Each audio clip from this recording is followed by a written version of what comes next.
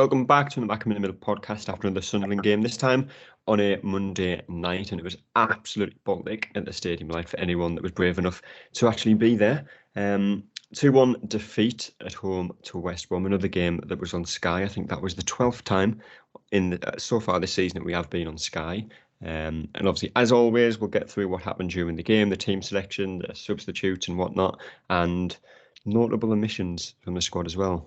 Only one, I suppose, possibly two, if you want to include Dan Ballard, who obviously featured for the under-21s yesterday, I think it was, yesterday afternoon.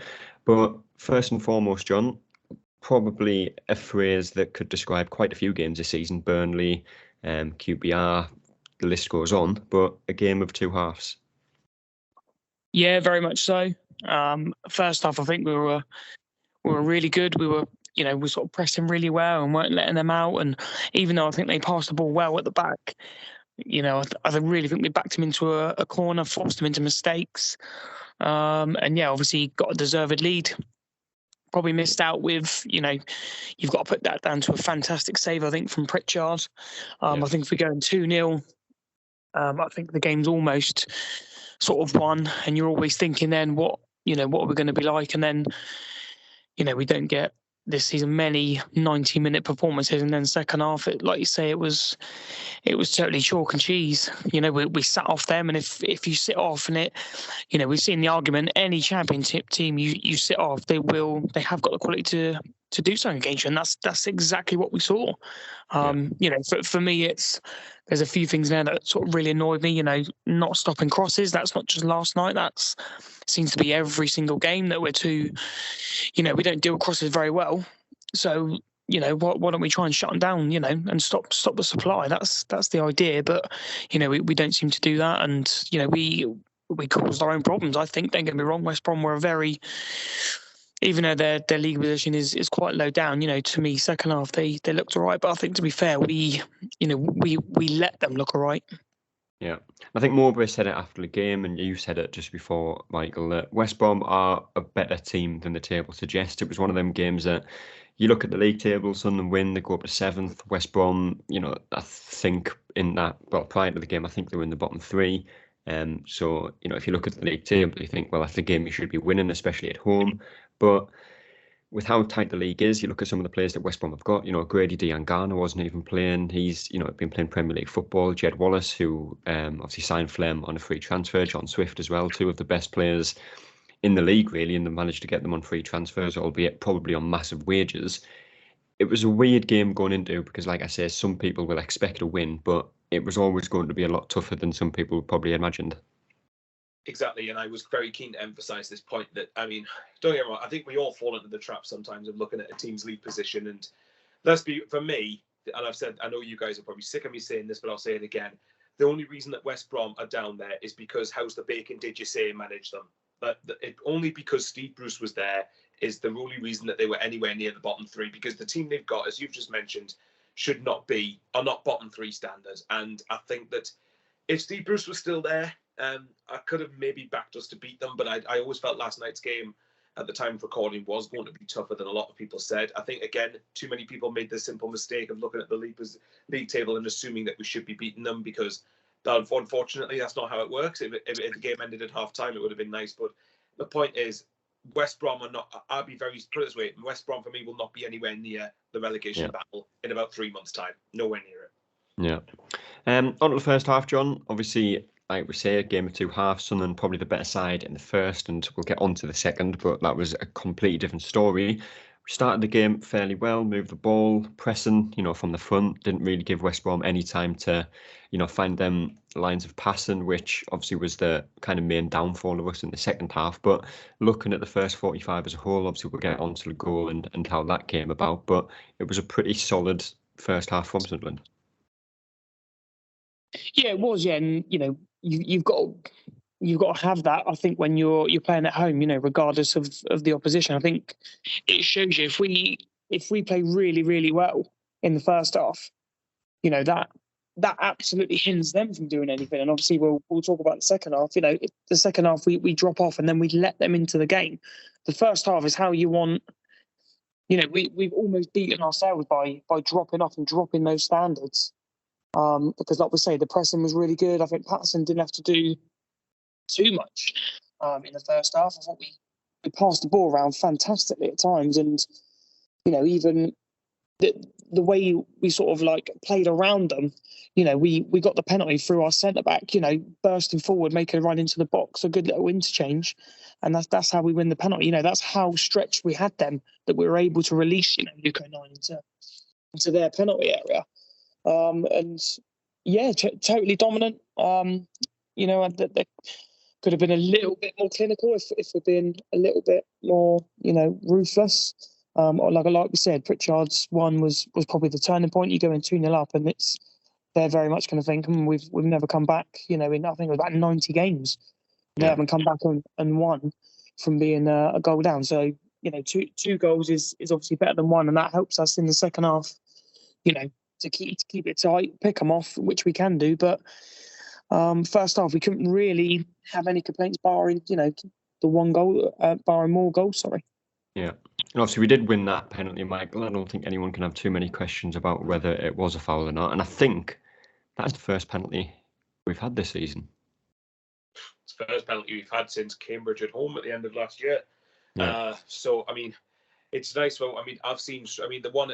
Obviously, I think it definitely was a penalty, but obviously, it just brings me back to the penalty that we should have had at Blackburn before Brereton Diaz scored, and it just makes me think that I've said all along that I've always felt if our players got to have their legs broken in the box in order to get a penalty. But thankfully, I think the first thing I shouted when the penalty was given, like, about time we actually get a penalty. I was that astonished that we ended up getting one, because I've been used to referees just waiving any penalty appeals we have away. And I know it's not just a Sunderland thing. Obviously, I know a lot of teams will have these moments where they feel aggrieved because of a lack of a decision in their favour. But yeah, you're right. That's the first time we've had a penalty this season. And I think do penalties count as set pieces? Because obviously, I think if not, then we still haven't scored a goal from a set piece, have we yet? But if it is, then that's the first goal scored from a set piece. I don't know. But yeah. It was nice for once to actually get a spot kick. Yeah, and obviously it was Ahmad that took it. It was Ahmad that won it as well, John. He scores it, 5th goal of the season. I think he's now actually our joint top scorer, alongside Sims and Stewart with 5, if I'm not mistaken. Yes, you are, because I watched the coverage back this morning and they said it's 5 goals, yeah. Yeah, so, he's a player that obviously he signed for Man United, massive hopes, didn't really cut it there, went to Rangers, didn't do much there. He's come to Sunderland, had a slow start, but, granted this from the penalty spot, you probably expect your players to score from there, but, to win the penalty in the first place, to have that confidence to get in the box, get across as a man is something that, will only continue to go as the season goes on. Yeah, definitely. We've got to remember he's a very, very, young kid. He's obviously come from, I know he's at Man United, but he's come from Italy. And you've got to give him time, and I think eventually you will. He's got the quality. He looks a fantastic player. Some of his touches are unreal. There's barring we get promoted, I don't know if there's any chance we'll see him again. Agreed.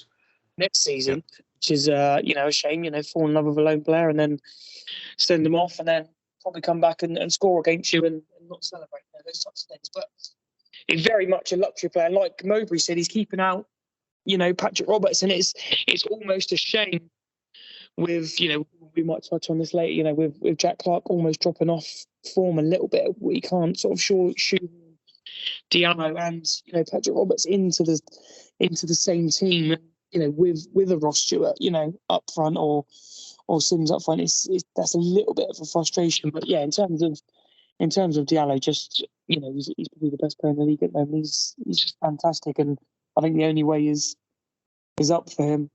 Yeah, and like John said before, Michael, we did have another chance, one more big chance at least in the first half to make it 2-0 just before the end. That ball into Sims, he's flicked it off to Pritchard, and it's a very good save from Palmer.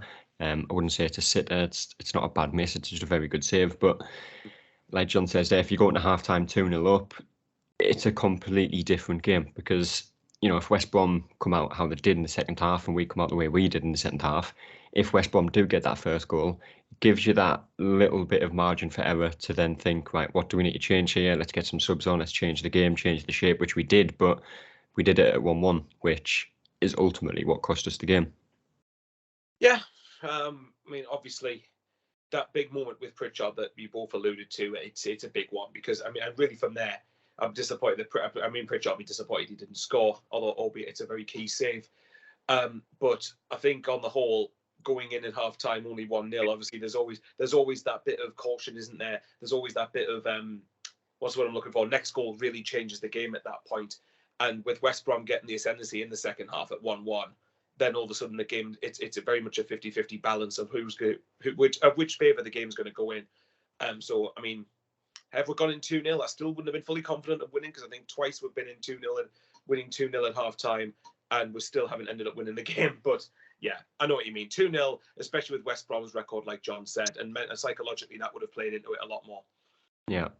And obviously, it depends what cliche you want to stick to. Some people say the first goal is the most important in the game. Some people will say the second. And I think I'd probably go with the latter, John, that the second goal is, obviously depending on the timing of the goal and when it comes around. But in this game particularly, it is the second goal that really shaped the game, because obviously it was West Brom that equalised. And like you said right at the start, it all stems from not stopping the crosses. The ball comes in, we sort of deal with it a little bit, get a deflection on it, it falls to the edge of the box to, I think it's Rogic, completely unmarked, no one really pressing it, and it's a good finish in the end. But the amount of space he had, the amount of time he had, is something that I imagine Tony Mowbray and the squad will probably look at. Yeah, that Jed Wallace guy is, a fantastic crosser of the ball, and he was sort of whipping them right across, our 6-yard line. So I think, instead of us shutting it down, we were letting him do it. And then because they just kept coming in, we were so reverted to the 6-yard line because it was just causing chaos. I don't think we dealt with them too well. They were sort of going across or just being missed or, flicked out for a corner. So I think then you see on the first goal that everyone then is panicking and that everyone is like just inside the 6-yard box. Then when the ball does break, to be fair, there's, I don't know who it was, holds off our defender, and they've got sort of 2 or 3 on the box ready to shoot. And if you could get into a corner, I think Elise and 09 tried to block it, but if you get in the corner, Patterson's just stranded. And that's, I think you've got to be looking at your Pritchards and your, Corey Evans and Dan Neils and saying, why is no one on that, edge of the box? Because to be fair, the rest of the game, they, most of the course they were there. But on that one, we just seem to get caught out. And like we said, teams in this league will punish you. Any given thing, but ultimately it comes from stopping the cross, and we just did not do it. And it, to be fair, the rest of the game just kept getting worse. I think there was a passage where, I think it was actually on that goal, and that our defenders are just sort of trudging, and you think just even if you give away a foul, I don't, obviously we're talking about stopping crosses, then that's an easy cross if they do put a foul, but. Let's have a bit of desire there. I saw Jack Clark sort of trudging back. I don't think Elise was. At his strongest. Sirkin didn't really have. I don't think his defending's that great anyway. So it was, with all 3 of those there, I wasn't impressed at all. And we didn't, Mowbray can say, we brought Sirkin on to sort of counter of Wallace and, having Embleton there as well. I don't really think, any of them did themselves any justice. And then, like I say, we get punished from that cross. Yeah. And obviously the second goal, very similar, Michael, which we'll obviously get onto shortly. But just after that goal, we did make, I think it was, what was the first change? I think Dan Neil came off for Sirkin. We went to a back 5, kind of a 5-4-1, Pritchard and Evans as the centre midfielders. And I'm sure Mowbray will have his reasoning for that. And, there'll be a lot more thought behind it than you can probably see, after a defeat. But at the time, that just seemed like a strange kind of substitute and change of shape to make, because the main thing I think when you look at the second half that kind of cost us the game is we just couldn't get out of our own half. Every time we got the ball, there was no options on it. We ended up losing it. West Brom came straight back at us, and taking off that midfielder to put an extra defender on just seemed to add to that kind of inviting pressure on even more. It seemed to unbalance us even more than what we already were at that point. And well, for me, I still firmly stand by that. I think the players are just as culpable. Mowbray has to face questions over the substitutions at the timing that I know obviously you'll get onto the rest of them, I'm sure, but the the timing of the subs he made, some of them were very, very baffling to me. And so at some point, even later on in the game, they just look very desperate. But to go to the point you're making, yeah, the sub he made at 1-1, I think you're taking off Dan Neil, you're shoehorning Pritchard into a midfield role. That's not his game. That is not his game. He's better going forward. He doesn't have the, I'm not saying he doesn't have the desire, but he doesn't have the physicality for me to play that deeper role. Sorry, you were going to say something, I interrupted. No, keep going. Okay, fair enough. Yeah, no, but it did change the shape. And I said at the time, I hope we're not going to a back five. But obviously, evidently, we were going to a back five. And that just and all that seemed to do was just, I mean, it's easy to say now in hindsight, of course it is. But all that seemed to do was just invite West Brom on even more. And the fact we were sitting further and further back, the fact that we were inviting more crosses into the box and not stopping them adequately enough, the fact that we were just dropping off and not being able to get into our passing rhythm, we were just I don't know what it was. We were just off. And I suppose when you bear that in mind, West Brom's goals were probably coming. Yeah, and obviously the second goal. Go on, John. I think just touching up on those points, I think you do see when Daniel comes off for Sirkin just sort of runs on.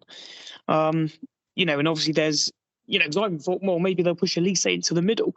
But you see Pritchard sort of running over to Sirkin and throwing his hands in there as if saying, well, what are we doing? And then obviously Sirkin passes on and says, well, you're going to have to obviously drop in. And then after that is where the problem lies, because then you've then got Ellis Sims trying to press, and he goes and presses. They pass it around him, he turns behind, there's no one behind him. And that was what, that was the difference in the first half of us pressing them really high, which is what Pritchard and, another plus Sims, when they trigger it, and it did work. We've messed around with the team. We've sat in, and they're, I know that they were controlling the game, but we stopped them through the press. Ellis Sims just turned around and thrown his arms in the air to say, where the fuck is everyone? Sorry for swearing, but that's the gist that he's doing it. So we're just inviting pressure on, and when you do that, ultimately we can't deal with it. We can't get out. We can't control the game. We can't pass the ball. And it just seems so messy. You Pritchard, you should know when a substitute is made. 9 times out of 10 you should know what's happening, where we're going, or the coaching staff. Dodds and Proctor should be on the silent saying to Pritchard, "No, you got to drop back." But you see him throwing his hands in the air, saying, "Right, what are we doing? Why are we?" And even he's probably saying, "Why are we sitting back?" And that ultimately, for me, just killed us. Yeah. And obviously in that second half, Michael, there was another penalty shout, which I'm just quite frankly going to say was never a penalty. And the second goal, people asking whether the ball had crossed the line. I don't think it had. And I think, that if you've seen I think it was the Japan game in the World Cup, the goal that was given or not given. Was it given or not given? I can't remember. But either way, it was a very similar one where the ball from a certain angle looks like it's over the line, but of course you've got the overhang on the line. I don't think it was out, but the ball comes in from that kind of wide area again from Wallace, I think it was. We don't deal with the cross, and for how good he's been this season, Anthony Patterson, you've got to question him for that second goal. Yeah, mixture of all things. I think at one point at live, it looked like the ball had crossed the line, but that's just like from one angle in the stadium, so it's hard to really gauge it properly. But when you look at the camera angles, the whole ball, there was probably like a tenth of the ball that was still on the line, which I think the letter of the law is that the whole ball has to be across the line for it to be given as a throw-in. Yeah. Patterson's positioning was a bit questionable. The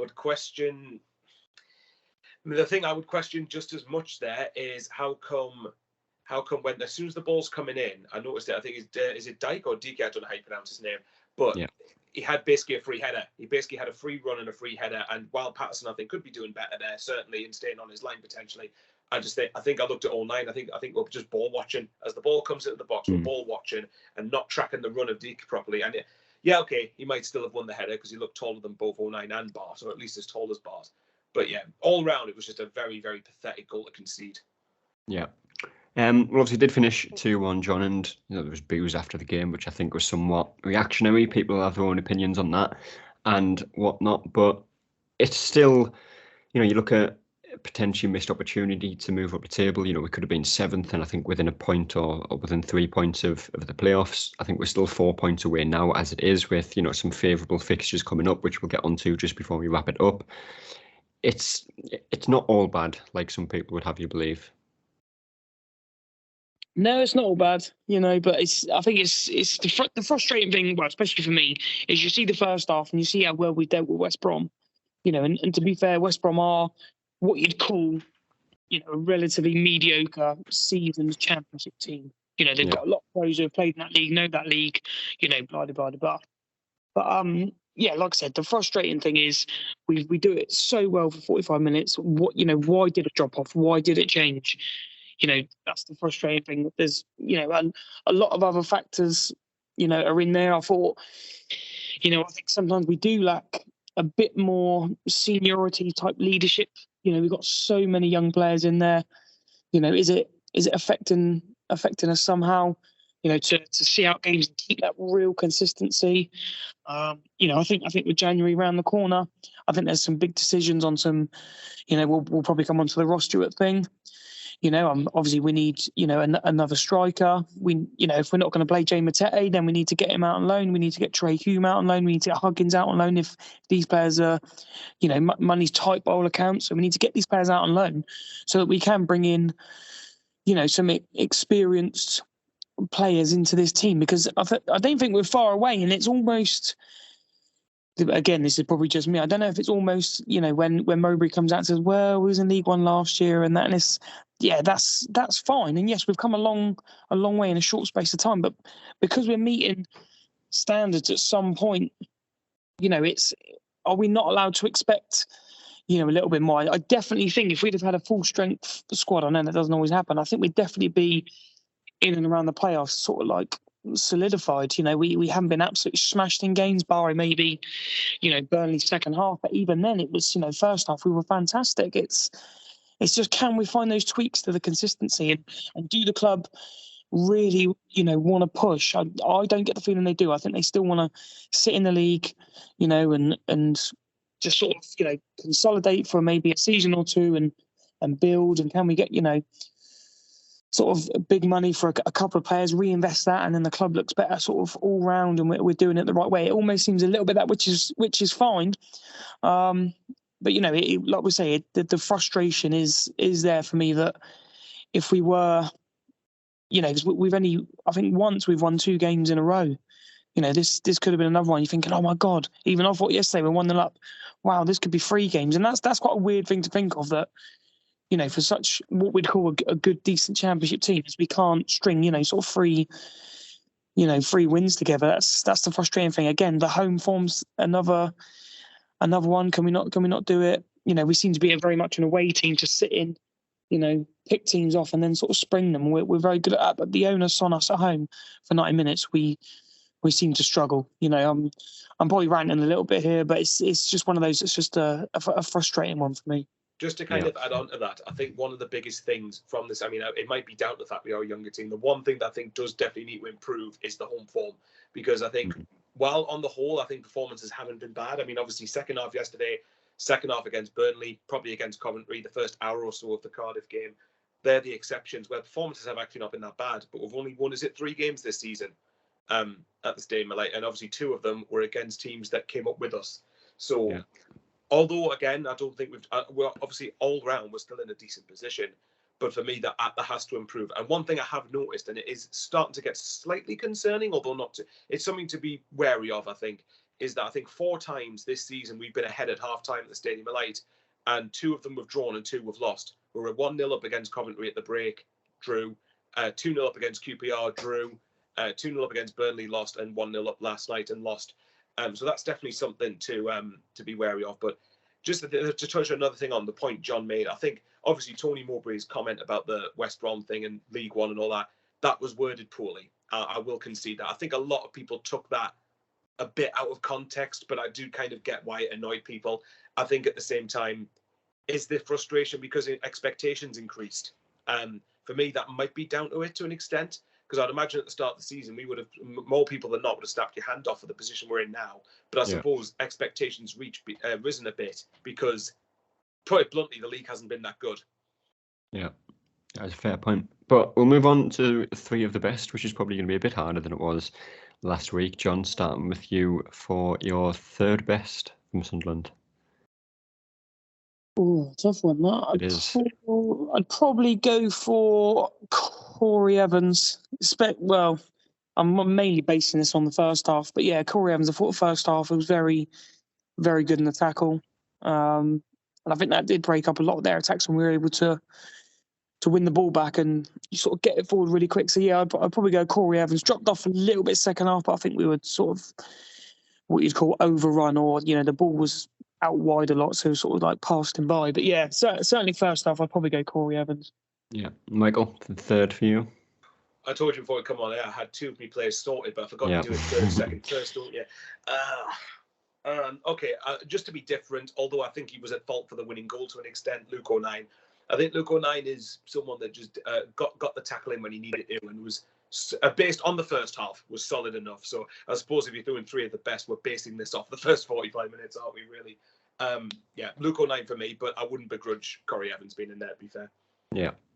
Second, John. I'd probably go with Luke O'Nien for my one. Yeah, I thought he was again, especially first half. I thought he was absolutely solid. I thought he got held off a little bit too easy for the first goal. I think in the second goal, I think Patterson's trying to make one of those two go for the ball. And if they do, he doesn't really get a free header. Yes, again, it's quite a tough one, but yeah, first half I'll probably say 09. There's not many, unfortunately. Yeah, Michael.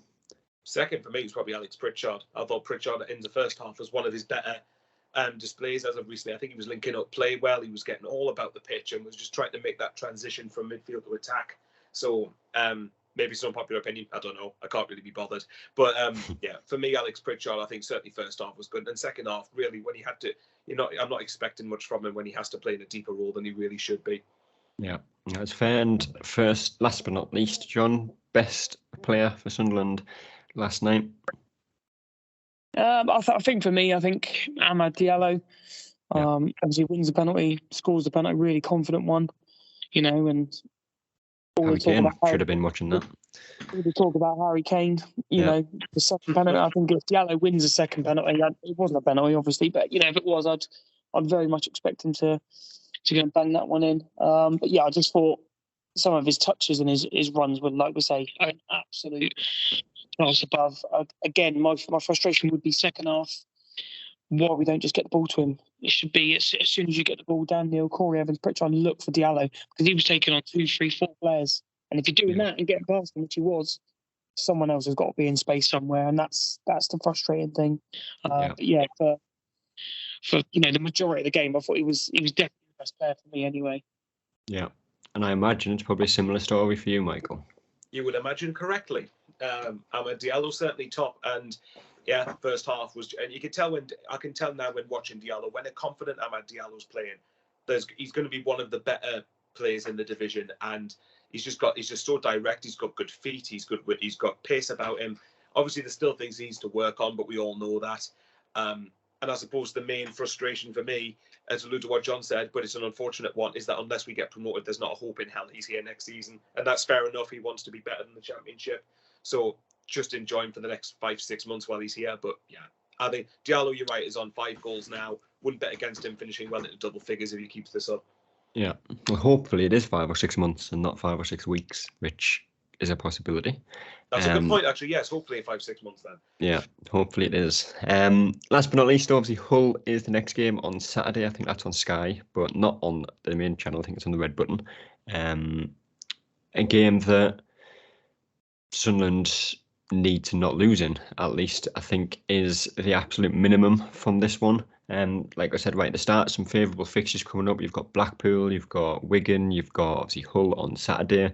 And I said before, the games, including West Brom, I think you're looking at really a minimum of 5 points. And obviously that 5 points is now going to have to come in the shape of, a win and 2 draws, whether that be a win against Hull and a draw against Wigan and Blackpool, yet to be seen.